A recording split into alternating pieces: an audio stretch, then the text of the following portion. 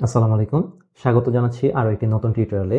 আজকের টিউটোরিয়ালে আমরা বিগত 50তম বিসিএসের আরও একটি নতুন কোশ্চেন নিয়ে আলোচনা করব।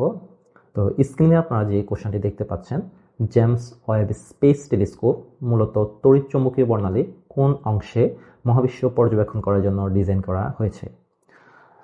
আমরা অপশন সমূহ দেখতে পাচ্ছি: অবলোহিত অঞ্চল, দৃশ্যমান এবং নিকট অবলোহিত অঞ্চল, অতিবেগুনি এবং দৃশ্যমান অঞ্চল, নাকি এক্স রে এবং গামা রে অঞ্চল।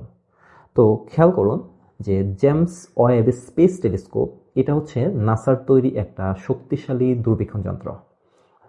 আর এটা হচ্ছে একটা জটিল ইনফ্রারেড, খেয়াল করুন জটিল অর্থাৎ যৌগিক, আর ইনফ্রারেড মানে হচ্ছে আপনার অবলোহিত অঞ্চল। তো এই যে শক্তিশালী যে জটিল ইনফ্রারেড যে দূরবীক্ষণ যন্ত্রটা, এটা তৈরি করেছিল নাসা, আর যেটাকে উৎক্ষেপণ করা হয় 2021 সালের 25 ডিসেম্বর এটাকে উৎক্ষেপণ করা হয়েছিল। এবং এটা একটা শক্তিশালী দূরবীক্ষণ যন্ত্র যেটা মহাকাশ পর্যবেক্ষণের জন্য কিন্তু নির্মাণ করা হয়েছিল, আর এটার আবিষ্কারক হচ্ছে নাসা। তাহলে খেয়াল করুন, আমাদের কোশ্চেনটি ছিল জেমস ওয়েব স্পেস টেলিস্কোপ মূলত তড়িৎ চুম্বকীয় বর্ণালীর কোন অংশে। তাহলে এটা কোন অংশ?